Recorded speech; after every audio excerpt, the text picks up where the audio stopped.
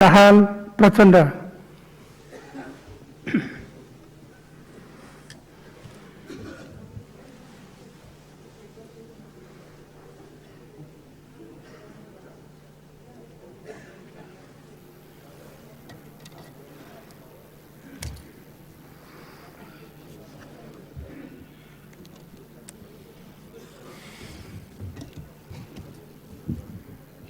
सम्माननीय सभामुख महोदय, म नेपाली कांग्रेसका सभापति तथा सम्माननीय प्रधानमन्त्री शेरबहादुर देउवाले भर्खरै राख्नु भएको विश्वासको मतको प्रस्तावको पक्षमा नेकपा माओवादी केन्द्रको संसदीय दलको समर्थन रहेको कुरा जनाउन यहाँ उपस्थित भएको छ।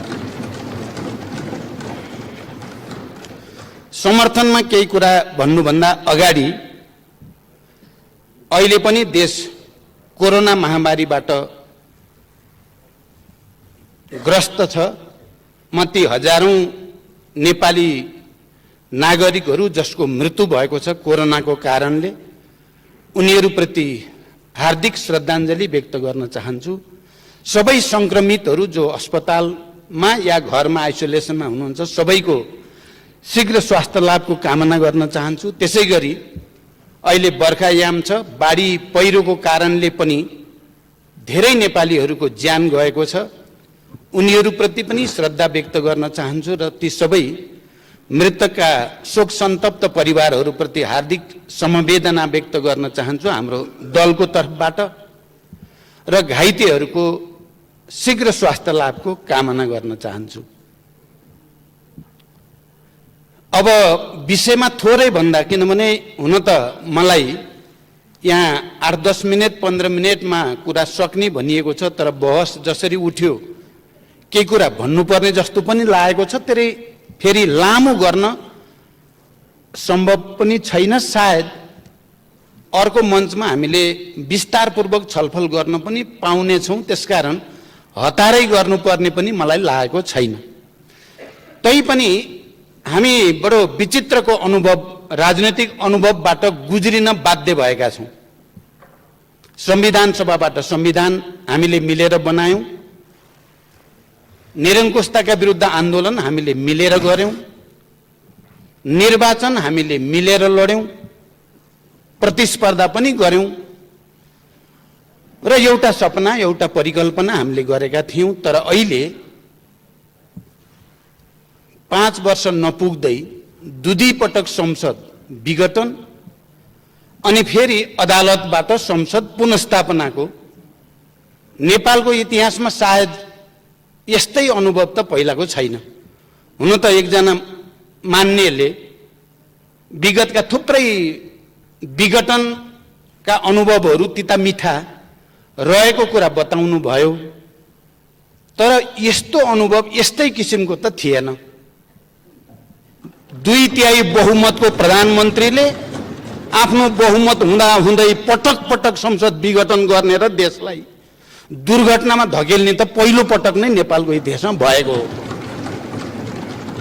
यो विडम्बना आज मैले चाहिँ यो सम्मानित सदन अगाडि मैले बोल्नु पर्दा, जसले गठबन्धनबाट एउटा राजनीतिक स्थायित्व होला देशमा भन्ठान्यो र प्रस्ताव लिएर गयो, त्यो मान्छेले बोल्नु पर्दा पार्टी एकता गरौँ र देशमा लेफ्टहरूको राम्रो जनाधार छ, ठुलो उभार आउला र विकास समृद्धितिर देश लान सकिएला भनेर एकताको प्रस्ताव राख्ने मान्छेले आज उभिएर यो सदन दोस्रो पटक पुनर्स्थापित भएको सदनको अगाडि उभिँदा अब मेरो अनुभूति के होला? मलाई लाग्छ मान्य सदस्यहरूले गहिरो गरी विचार गर्नुभयो भने त्यसलाई बुझ्न सक्नुहुन्छ भन्ने मलाई लाग्छ।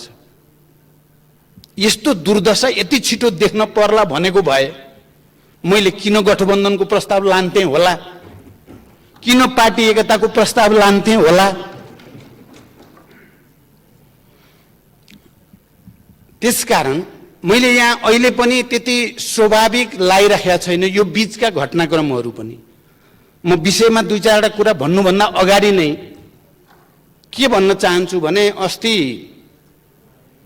प्रधानमन्त्रीको शपथ ग्रहण कार्यक्रम या नियुक्तिको प्रक्रियाभित्र हामी राष्ट्रपति भवनमा राष्ट्रपति कार्यालयमा चाहिँ केही अस्वाभाविक खालका परिघटना भए। मैले खाली ध्यानाकर्षण मात्रै गराउन चाहन्छु। त्यहाँ प्रधानमन्त्री नियुक्तिको सन्दर्भमा प्रयोग भएको भाषा जो थियो संविधानको मर्म र भावना विपरीत थियो र शपथ ग्रहण नै रोकिएको थियो। त्यो आफैमा यस्तो खालको पटक पटक हुने कुरा थिएन। त्यो भन्दा पनि हरेक पटक हामी शान्ति प्रक्रियामा आएपछि पनि आउने प्रधानमन्त्री र जाने प्रधानमन्त्री साइड बाई साइड कुर्सीमा बस्ने, त्यो कांग्रेसको होस् कि कम्युनिस्टको होस्, त्यो एमालेको होस् कि माओवादीको होस्, त्यो अर्को कसैको किन नहोस्, हुन्थ्यो र शपथ ग्रहण पछि कुर्सी साटिन्थ्यो। तर अहिले सम्माननीय शेरबहादुर देउबाजीका सन्दर्भमा त्यो दृश्य देखिएन। निवर्तमान प्रधानमन्त्री त्यहाँ उपस्थित हुन आवश्यक ठान्नु भएन। हेर्दा त सानो टेक्निकल कुरा भन्न पनि सकिन्छ, तर यो को भित्र लोकतान्त्रिक संस्कार छ, भिन्न मतलाई स्वीकार नसक्ने आँट कोमा छ, भिन्न परिस्थितिको सामना गर्ने आँट कोसँग छ छैन भन्नेसँग सम्बन्धित एउटा गम्भीर नैतिकताको प्रश्न, संस्कारको प्रश्न, लोकतन्त्रसँग जोडिएको प्रश्न भन्ने म ठान्छु। मैले पटक पटक यहाँ आएपछि हाम्रो प्रमुख सचेतकलाई सोधेँ, निवर्तमान प्रधानमन्त्री केपीजी आउनुहुन्छ नि, उहाँले बोल्नुहुन्छ नि भनेर सोधेँ। 3 चोटि सोधेँ मैले आज। मलाई प्रमुख सचेतकले भन्नुभयो आउनुहुन्छ, उहाँले नै बोल्नुहुन्छ भन्नुभयो। मैले सामान्य रूपमा के सोचेको थिएँ, आज पुनस्थापित यो पहिलो संसदको बैठकमा पूर्व प्रधानमन्त्रीको हैसियतले पनि, प्रतिपक्ष दलको नेताको हैसियतले पनि, यो सदनले पनि केपीजीको मुखबाट नै आफ्ना कुरा सुन्न चाहेको थियो र देशले पनि आजको दिन सदनको रोस्टमबाट निवर्तमान प्रधानमन्त्रीले के चाहिँ भन्नु होला भन्ने सुन्न चाहेको थियो। त्यो पनि भएन। अब उहाँ अरू बिमारी भएर केही हो कि मलाई त्यो त थाहा छैन, तर मलाई उहाँले नै बोल्नुहुन्छ भनिएको थियो। यो पनि मलाई अलिकति अस्वाभाविक जस्तो चाहिँ महसुस भएको छ। यो लोकतान्त्रिक संस्कार हो कि अलोकतान्त्रिक हो भन्ने कुरामा पनि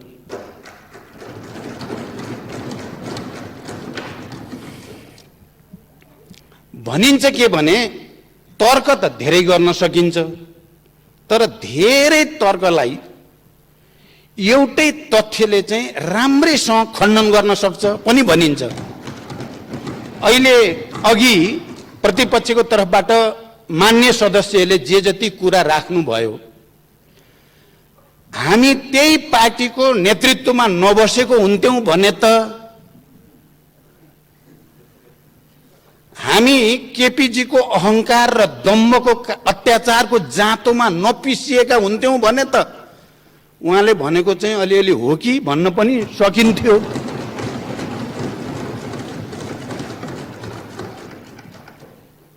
मनोगतवाद, अहंकारवाद, व्यक्तिवाद,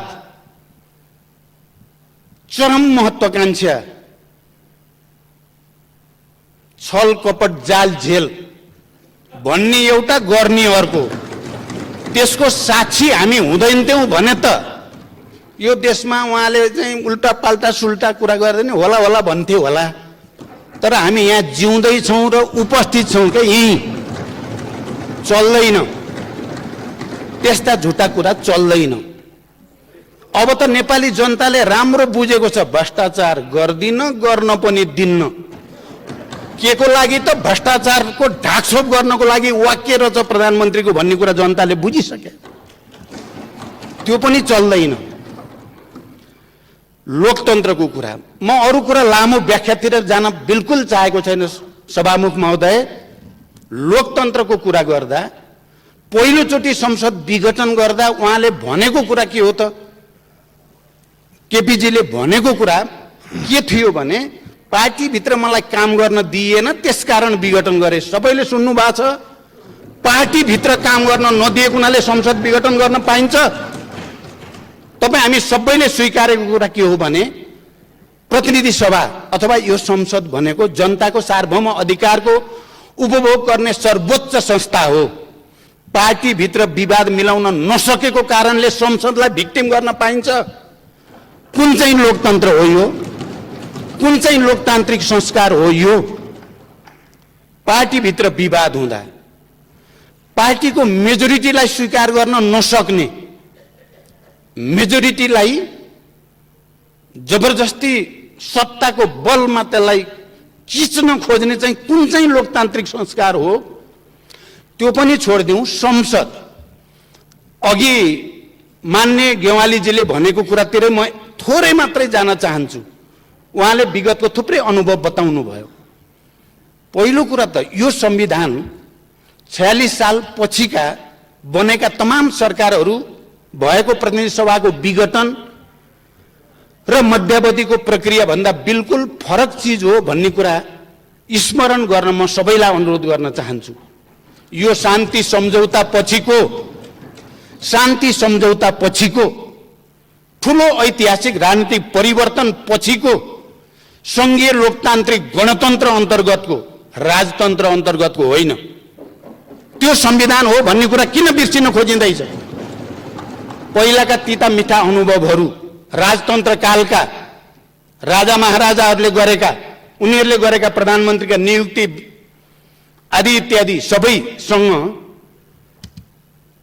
शान्ति सम्झौतापछि संघीय लोकतान्त्रिक गणतन्त्रपछि संविधान सभापछि बनेको संविधानको जस्ताको तस्तै तुलना हुनै सक्दैन। यो अर्कै चीज हो। म त्यतापट्टि पनि लामो व्याख्या गर्न चाहन्न। म के भन्न चाहन्छु भने माओवादी पार्टी र 7 राजनीतिक दल जसको नेतृत्व गिरिजाप्रसाद कोइरालाले गर्नुभएको थियो, बीचमा शान्ति सम्झौता भएर एउटा नयाँ पोलिटिकल कोर्स यो देशमा अगाडि बढ्यो र त्यो नयाँ राजनैतिक कोर्स अन्तर्गत संविधान सभा र संघीय लोकतान्त्रिक गणतन्त्र भएको हो। र विगतका अनुभवहरू, विगतका अरू त भइहाले, 46 सालको ऐतिहासिक जनआन्दोलन पछिका सरकार बन्ने र भत्कने अनुभवहरूको शिक्षा लिएर नै सचेत रूपले तपाईँ हामी सबै होइन, अहिले जो साथीहरू बडो चिन्ता लाग्यो भन्नुभयो, ती चिन्ता गर्ने साथी पनि संविधान सभामा हुनुहुन्थ्यो होइन र? तपाईहरू पनि संविधान बनाउनेमा सहभागी होइन र? 76 को धारा 76 को उपधारा 5 अब फेरि पटक पटक प्रधानमन्त्रीलाई सनक छुट्यो भने, इच्छा जाग्यो भने या अप्ठ्यारो पर्यो भने खुरुक्क संसद विघटन गर्ने यो प्रावधान चाहिँ राख्न हुँदैन भनेर कयौं दिन बहस गरेर राखिएको 76(5) होइन। अनि तपाईलाई यो 76(5) ले बडो त्यत्रो चिन्ता लागेको छ भने मान्य सदस्यहरूलाई म भन्न चाहन्छु, प्रतिपक्षी दलमा रहनु भएकालाई तपाईको इमानदारीता के हुन्थ्यो, तपाईको लोकतान्त्रिक संस्कार के हुन्थ्यो भने संविधान संशोधन गरौं।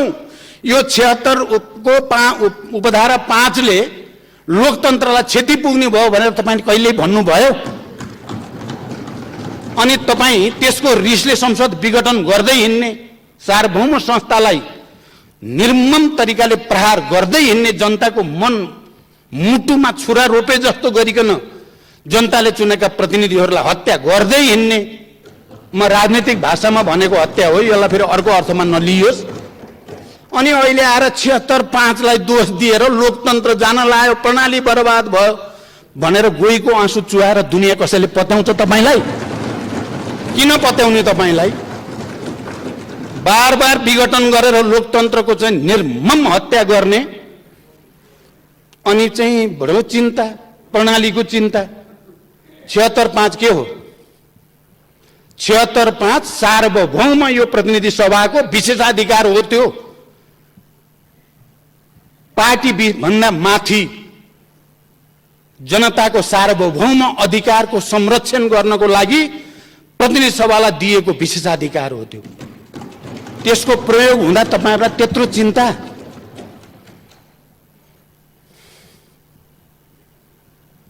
छिहत्तर 5 हामी सबैले बनाएको हो। त्यसमा कसैको मतभेद थियो? जो साथीहरुको मतभेद थियो ती मतभेद हुने साथीहरुको त अरु थुप्रै विषयमा थियो। तर जसले हामी संविधान लेख्यौं हाम्रो सर्वसम्मत थियो। 76-5 मा कुनै पनि दलको सांसदले बहुमत सिद्ध गरेर आधार प्रस्तुत गर्यो भने राष्ट्रपतिले उसलाई प्रधानमन्त्री नियुक्त गर्नेछन्। एकदम प्रष्ट कुरा त्यही हो। दल भन्दा बाहिर भनेको छैन। कतिपयले तर्क गरे 2 अनुसार पनि भनेको छ नि 5 मा भन्ने तर्क पनि कतिपयले गर्ने गरेको पाइन्छ। 2 अनुसार भनेको हामीले त्यति बेला संविधान बनाउने बेलामा पनि बुझेको, आज पनि त्यसको व्याख्या भएको कुरा के हो भने यो प्रतिनिधि सभा भन्दा बाहिरको मान्छे आएर प्रधानमन्त्री बन्न नपाओस् भनेर त्यसलाई रोक्न खोजेको सम्पूर्ण अधिकार यहाँ प्रतिनिधि सभामा राख्न खोजेको। म मान्य सदस्यहरूको ध्यान त्यतापट्टि आकर्षित गर्न चाहन्छु। अहिले सम्माननीय प्रधानमन्त्री शेरबहादुर देउवा नेपाली कांग्रेसको सभापति हो र यो सदनका कुनै पनि मान्य सदस्यले उहाँलाई भोट हाल्ने अधिकार, मत दिने अधिकार दिएको हो। 5 ले दिएको हो। दिएको मात्रै होइन, तपाई हामी सबैलाई थाहा छ 149 जना मान्य सदस्यहरूको हस्ताक्षर सहित राष्ट्रपतिकामा राष्ट्रपतिजीले भने अनुसार नै दाबी प्रस्तुत गरेको हो। म पनि त्यही छु राष्ट्रपतिजी सँगै। त्यति बेला हामीले भनेका थियौं संविधान त राष्ट्रपतिजी तपाईले इफ गर्ने ठाउँ पनि छैन, बट गर्ने ठाउँ पनि छैन। अब शेरबहादुरजीलाई प्रधानमन्त्री नियुक्ति गरिदिनुस्, विश्वासको मतको निम्ति सदन पठाइदिनुस्। एकदम सीधा। संविधान पनि सीधा छ, त्यसको व्याख्या पनि हामीले बुझेका छौं। त्यसकारण यहाँ ठाउँ छैन र मैले त राष्ट्रपतिजी प्रति विश्वास व्यक्त गरेको थिएँ। त्यहाँ हुने यहाँ माधव नेपालजी पनि हुनुहुन्छ, शेरबहादुरजी हुनुहुन्छ, अरू नेताहरू पनि हुनुहुन्छ। त्यसकारण तपाईले अब 149 जनाको हस्ताक्षरको शनाखत गर्न चाहनुहुन्छ, हामी तयार छौं। हामी जीवित सजीव उपस्थित हुन पनि तयार छौं। तर त्यहाँ हस्ताक्षर छ, त्यसकारण राष्ट्रपतिको जिम्मेवारी हुन्छ सदनमा पठाइदिने। ल यो अनुसार हो नियुक्ति गरेर विश्वासको मत लिन सदन पठाइदिने। अनि सार्वभौम संस्थाले विश्वासको मत दियो, उहाँ प्रधानमन्त्री कन्टिन्यू गर्नुहुन्छ, भएन उहाँ जानुहुन्छ। मैले यो कुरा भनेको थिएँ र मलाई आशा थियो उहाँले त्यही गर्नुहुन्छ, तर उहाँले त्यसो गर्नु भएन। हुँदै नभएको 153 भएर प्रधानमन्त्री त्यति बेला केपीजीले 3 जनाको हस्ताक्षर रहेछ। लास्टमा त 3 जनाको पो रहेछ हस्ताक्षर, त अरूको त लगेर 153 दाबी गर्नेलाई पनि उस्तै।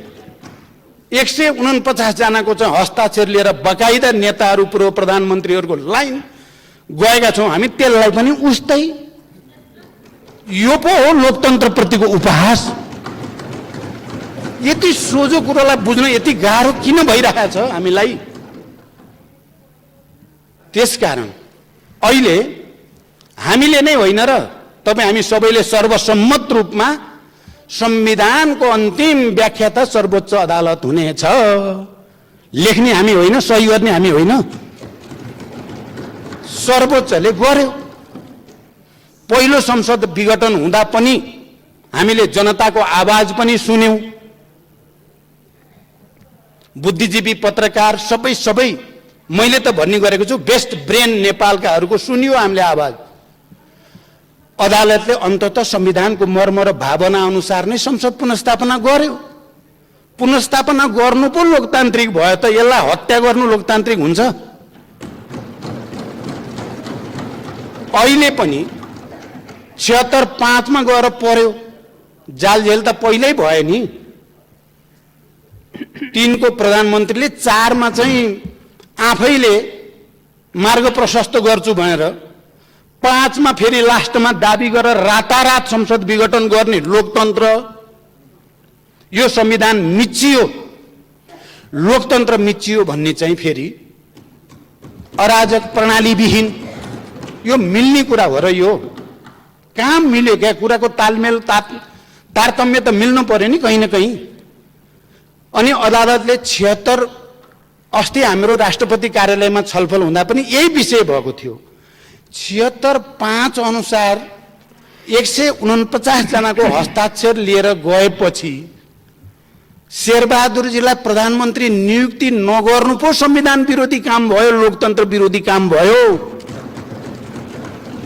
अदालतले नियुक्ति गरे होइन शेरबहादुरलाई, 76(5) को व्याख्या गरे हो। एकदम क्लियर होस्, 76(5) को व्याख्या गरिदियो। 76(5) सबै मान्य सदस्य तपाईं हामी सबैलाई विवेक प्रयोग गर्ने विशेषाधिकार हो। यो संविधानले दिएको, संघीय लोकतान्त्रिक गणतन्त्रको संविधानले संसदलाई दिएको, सांसदहरूलाई दिएको विवेक प्रयोग गरेर भए पनि अकालमा मृत्यु हुनुबाट संसदलाई बचाऊ भने होइन। अनि बचायो, सिधा छ कुरा। यहाँ हाय तौबा गर्नुपर्ने म त कहीँ कुरा देख्दिनँ। म फेरि हाम्रो प्रतिपक्षीको साथीहरूलाई लौ निर्दलीय हुने भयो, कत्रो चिन्ता हो। निर्दलीय किन बनायो हामीले? निर्दलीय संविधान उपधारा 5 किन राखे हामीले? अनि सबै ठाउँमा व्हिप नलाइने भनेको छ र? जुन ठाउँमा प्रतिनिधि सभाका सदस्यहरूलाई आफ्नो अन्तरात्माको आवाज सुन, प्रतिनिधि सभा बचाऊ, संविधान बचाऊ भनेर अधिकार दियो, त्यो अधिकार प्रयोग गर्ने चाहिँ निर्दलीय, त्यो अधिकारलाई कुण्ठित गर्न चाहिँ दलीय। कसरी मिल्छ यो कुरा? मैले कहीँ कतै छेउटुप्पो देख्दिनँ। अहिले भन्दै जाँदा एउटा वाक्य प्रयोग गर्नु मलाई छ्यास्स चाहिँ बिज्यो। म यो कुरा पनि भन्न चाहन्छु, युद्धमा जित्न नसकेर हारेर आएर लोकतन्त्र मानेका हामी होइनौँ भन्नुभयो क्या उहाँले, माननीय गेवालीजीले। मलाई र शान्ति सम्झौताका सहयात्री सबैलाई चित्त दुख्ने कुरा हो भन्ने लागेको छ यो कुरा। उहाँले त बडो हल्का ढङ्गले भनिदिनु भयो। तपाईँ नेकपा एमालेको त्यति बेलाको तिनै नेता मध्ये होइन जो माओवादी आन्दोलनका नेताहरू, यहाँ बाबुरामजी यहीँ हुनुहुन्छ, हामी यहाँ सबै नेताहरू कमान्डरहरू हामी यहीँ छौँ। पटक पटक कहिले रोल्पामा, कहिले काठमाडौँमा, कहिले कहाँ भूमिगत रूपले माओवादीसँग संविधान सभामा गणतन्त्रमा सहमति गरौँ भन्न आउने तपाईँहरू नै होइन? अहिले तपाईँ पनि हुनुहुन्थ्यो नि त एकचोटि युद्धमा, टाउको काट्नेमा तपाईँ हुनुहुन्थेन र? मलाई किन भन्न बाध्य पार्नुभयो तपाईँले? तपाईँले भन्न के खोजेको? शान्ति सम्झौता गलत थियो भन्न खोजे हो, या माओवादीले लोकतन्त्रको पक्ष लिन हुन्न भन्न खोजे हो? क्या हो? माओवादीले चाहिँ संविधानको पक्षमा बोल्न हुन्न। बरु मैले त के देख्छु नेपालको इतिहासमा, जो जति पछि हतियार उठाएर शान्ति प्रक्रियामा आयो त्यो त्यति बढी लोकतान्त्रिक भएको, त्यो उदार भएको देखेको छु मैले त। अनि तपाईँले माओवादीलाई चाहिँ लोकतन्त्रको कुरा गर्न नपाउने, युद्ध हारेर आएर अहिले लोकतन्त्रवादी हुन खोजेको भन्ने, हारेको हो, तपाईँहरूले जिते हो। यही हो त तर्क। यसले नै नेपालको शान्ति प्रक्रियालाई दिगो बनाउँछ त यही विचारले। यति हेपाई तपाईँ यही पनि, तपाईँहरू अरूलाई त सायद सामान्य नै लाग्या नै हुनसक्छ, तर मलाई त बेसरी घोच्यो त्यसले। 7 राजनीतिक दल एकातिर, माओवादी अर्कोतिर, गिरिजाप्रसाद कोइराला र मेरो बीचमा हस्ताक्षर यही हलमा, यही भवनमा गरिएको हो र नेपालमा एउटा नयाँ युग र प्रक्रियाको सुरुवात भयो। त्यसलाई सम्मानित गर्नुको सट्टा आज आएर युद्धमा जित्न नसके हुनाले लोकतन्त्रको बाध्य भएको पार्टी होइन एमाले रे। माधवजी हुनुहुन्छ यहाँ आज, उहाँ पनि बडो चिन्तित त बरु उहाँ हुनुहुन्छ, माधवजी, जसले गणतन्त्रको निम्ति, संविधान सभाको निम्ति, शान्ति सम्झौताको निम्ति नेकपा एमालेको नेतृत्व गरेर भूमिका खेल्नुभयो। आज उहाँलाई पनि निकै ठुलो पीडा दिइएको छ, निकै ठुलो अपमान दिइएको छ। के त्यो चाहिँ लोकतान्त्रिक हो? जसलाई सम्मान गर्नुपर्ने हो उसलाई अपमानित गर्ने चाहिँ लोकतन्त्र हुन्छ? त्यसैकारण मैले नि भन्छु, यहाँ चाहे नेपाली कांग्रेसले 7 सालमा हतियार उठायो, 17 सालपछि पनि उठाएको हो। नेकपा एमालेको पृष्ठभूमि पनि हतियार उठाएकै पृष्ठभूमि हो। अनि तपाईहरु चाहिँ लोकतान्त्रिक हुन पाउने अलि अगाडि आएको हुनाले पाउने, माओवादी चाहिँ नपाउने भन्ने हुन्छ? के तर्क हो यो? क्या सानो तर्क देखिन्छ, तर त्यो भित्र धेरै गहिरो कुरा छ। यही कारणले शान्ति प्रक्रिया टुङ्ग्याउन अरुचि देखिने कारण पनि यही हो कि त्यसकारण म अब टुङ्ग्याउनेतिर जान्छु। म यो सम्मानित सदन अगाडि नेपालको इतिहासको वास्तविकतालाई कसैले पनि बङ्ग्याउने कोसिस नगरौं। शान्ति सम्झौता संविधान सभा र संघीय लोकतान्त्रिक गणतन्त्र पछि बनेको संविधान हो यो। यसमा थुप्रै नयाँ प्रावधानहरू छन्। नेपाललाई शान्तिलाई दिगो कसरी पार्ने, लोकतन्त्रलाई अझ विकसित र परिमार्जित कसरी गर्ने, नेपाली समाजका सबै उत्पीडित वर्ग, जाति, क्षेत्र, लिङ्ग, समुदायलाई समावेशी र समानुपातिक ढङ्गले कसरी समाज समेटेर लैजाने भन्ने तमाम मुद्दाहरू भएको इन्क्लुसिभ डेमोक्रेसीको एउटा दस्तावेज हो अहिलेको संविधान। यो कुरालाई आत्मसात गर्न छोडेर अब हामीले एकले अर्कालाई घारे हात लाउन थाल्यौं भने हाम्रो भाग्य भविष्य के हुन्छ? चिन्ता त त्यहाँ पो छ त। म सम्मानित सर्वोच्च अदालतलाई आभार सहित धन्यवाद भन्न चाहन्छु। यो पटक उहाँहरूले संविधानलाई डिरेल गर्न खोज्ने, संघीयतालाई डिरेल गर्न खोज्ने पछिल्लो चरण राष्ट्रवाद, राष्ट्रियता के भयो भन्ने कुरा जनतालाई सबैलाई थाहा छ। मध्यरातमा कोसँगको वार्तापछि कहाँबाट पोलिटिक्स कता लान खोजियो भन्ने कुरा हामीले नेपाली जनताले नहेरिकन बस्या छ र।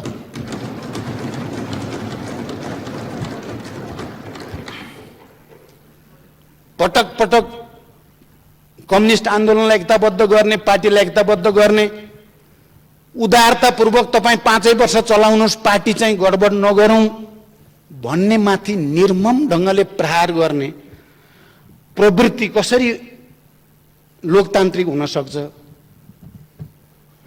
त्यसकारण अब भन्न थाल्यो भने धेरै नै हुन्छ। तर कुरा के हो भने सर्वोच्च अदालतले नेपालको संविधानको रक्षा गर्ने, यो प्रतिनिधि सभालाई फेरि एकचोटि जीवन्त बनाउने जुन व्याख्या गर्यो, हामी सबैले आभार व्यक्त गर्नुपर्दछ। र विवेकको मत प्रयोग गर्ने यो धारामा म प्रतिपक्षका साथीहरूलाई पनि एकचोटि ठन्डा दिमागले विचार गर्न, साँच्चै विवेक प्रयोग गरेर, मलाई लाग्छ तपाईहरुमध्ये धेरै जसोलाई यो संसद पुनर्स्थापना भएकोमा आनन्द भएको छ। मैले बुझ्छु नि, मैले नबुझ्ने होइन नि कुरा, थाहा छ नि मलाई। आनन्द भएको छ, फेरि पुनर्स्थापना बल्ल बचियो। त्यो अन्तरात्माको आवाज बोलिदिनुहोस् आज, र सबै मिलेर शेरबहादुरजीलाई विवेकको मत प्रयोग गरेर प्रधानमन्त्रीमा समर्थन गरिदियो। एउटा एकताको, सहकार्यको एउटा नयाँ युगको सुरुवात आजकै दिनबाट हुन सक्छ। त्यो ठुलो छाती हामीले गर्न केले रोक्छ? सभामुख महोदय, त्यसकारण मैले त उहिले शान्ति प्रक्रियामा आउँदा हाम्रो नेतृत्वको सिंगै टिमले अब यो देशले योभन्दा बढी धान्दैन, अब जानुपर्छ भनेर एकपटक होइन, 2 पटक होइन, सबभन्दा बढी तत्कालीन नेकपा एमालेका नेताहरूसँग, मुख्यतः माधव कुमार नेपालसँग भएका पटक पटक वार्ताले शान्तिको वातावरण बन्यो। म एमालेका नेता तमाम कार्यकर्ताहरूलाई धन्यवाद भन्न चाहन्छु। र गिरिजा प्रसाद कोइरालासँग पटक पटक भएका वार्ताले 12 बुँदे समझदारीको आधार बन्यो। नबिर्सौं हामी इतिहासको यो सच्चाइलाई। कसले कति त्याग गरेर यो बनेको हो भन्दा सबै नेपालीहरूले जनयुद्ध र जनआन्दोलनमा गरेको त्यागको परिणाम हो यो। हजारौं शहीदहरू, बेपत्ताहरू, घाइते अपाङ्गहरूको बलिदानबाट जन्मिएको हो यो, नबिर्सौं। म त के ठान्छु भने माओवादी केही पनि होइन, यसलाई अब मिचिदिए हुन्छ भन्ठानेका केही साथीहरूले। माओवादी चाहिँ अब विभाजित पनि भएको छ, यसको ओज ताप पनि घट्या छ, त्यसकारण यसलाई किचिदिए हुन्छ भन्ने लाग्यो क्या हाम्रो साथीलाई। मैले त पटक पटक भन्थे, आगोसँग खेल्ने काम चाहिँ त्यति राम्रो हुँदैन। त्यो राम्रोसँग यो आगोलाई एउटा इनर्जीमा परिणत गर्नेतिर ल्याइया छ। अहिले तपाईहरुले हेर्नुभयो भने यसलाई हेप्न थाल्नुभयो, अपमानित गर्न थाल्नुभयो भने आगो फेरि सल्किन सक्छ त्यो बुद्धितिर हामी कोही नजाउँ। मैले के भन्छु भने मान्य ओलीजी निवर्तमान प्रधानमन्त्री यहाँ हुनु भएन, उहाँले सुनिराख्नु भएको होला। व्यक्तिगत अहंकार र दम्बले इतिहास निर्माण हुँदैन। बनेको इतिहासलाई तपाईले जबरजस्ती आफ्नो व्यक्तिवादी चरित्रले चाहिँ निमिटान्न पार्छु भन्ने ठान्नु भएको भने तपाईले ब्लन्डर गर्नु भएको, त्यसको फल भोग्दै हुनुहुन्छ, भोग्दै जानुहुन्छ अझै।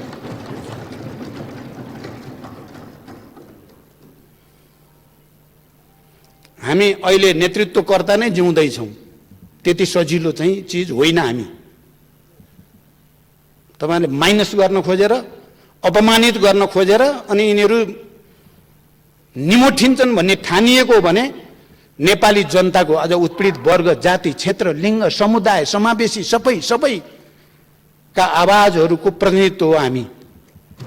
त्यसकारण म विनम्रतापूर्वक हामी सबै मिलेर बनाएको संविधान, हामी सबै मिलेर गरेको आन्दोलन, हामी सबै मिलेर गरेको निर्वाचन, त्यसबाट हामीले सहकार्यको एउटा नयाँ यात्रा सुरु गर्ने भनेको कुरालाई सबैले गहिरो गरी ध्यान दिउँ।